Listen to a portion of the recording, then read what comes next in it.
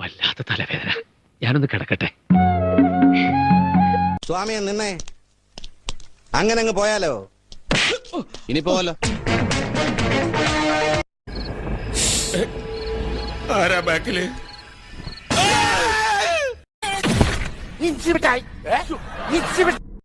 എവിടെ പോണ് മുട്ടിലിഴഞ്ഞ്? ഇതല്ല അപ്പറം ചാടി.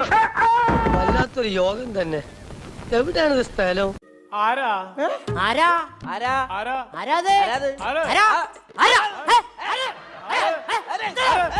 എല്ലാത്തിനും കാണിച്ചു തരാം.